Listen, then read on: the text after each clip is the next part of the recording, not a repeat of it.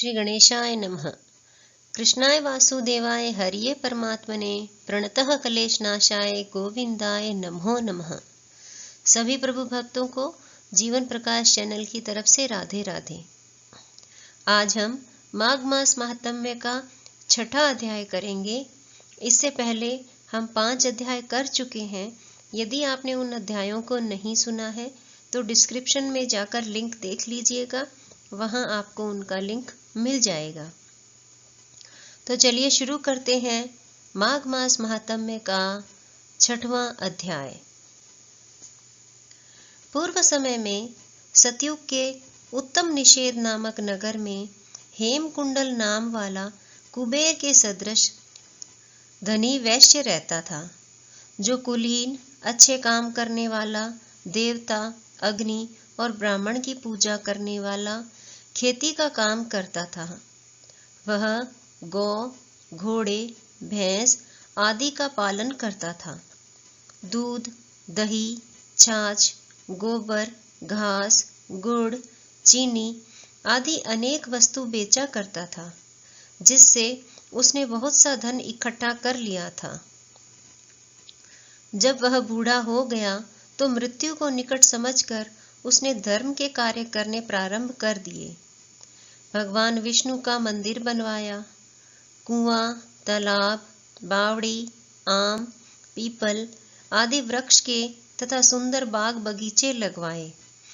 सूर्योदय से सूर्यास्त तक वह दान करता। गांव के चारों तरफ जल की प्याऊ लगवाई। उसने सारे जन्म भर जितने भी पाप किए थे उनका प्रायश्चित करता था। इस प्रकार उसके 2 पुत्र उत्पन्न हुए, जिनका नाम उसने कुंडल और विकुंडल रखा। जब दोनों लड़के युवावस्था के हुए तो हेमकुंडल वैश्य गृहस्थी का सब कार्य सौंपकर तपस्या के निमित्त वन में चला गया और वहां विष्णु की आराधना में शरीर को सुखाकर अंत में विष्णु लोक को प्राप्त हुआ।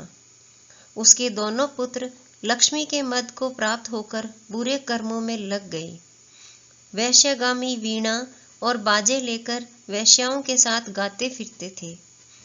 अच्छे सुंदर वस्त्र पहनकर, सुगंधित तेल आदि लगाकर, भांड और खुशामदियों से घिरे हुए हाथी की सवारी और सुंदर घरों में रहते थे।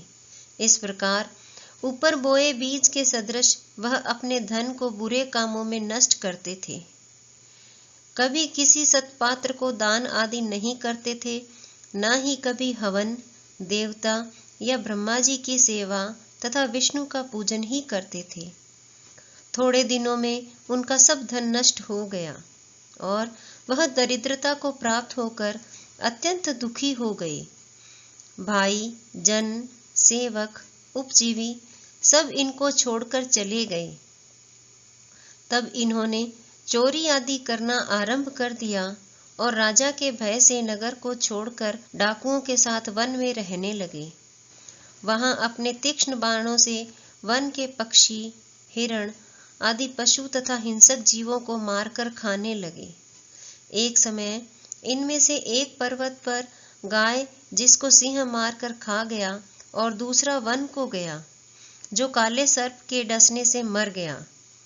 तब यमराज के दूत उन दोनों को बांधकर यम के पास लाए और कहने लगे कि महाराज, इन दोनों पापियों के लिए क्या आज्ञा है। इसी के साथ माघ मास महात्म्य का छठा अध्याय पूर्ण हुआ। जय श्री कृष्ण।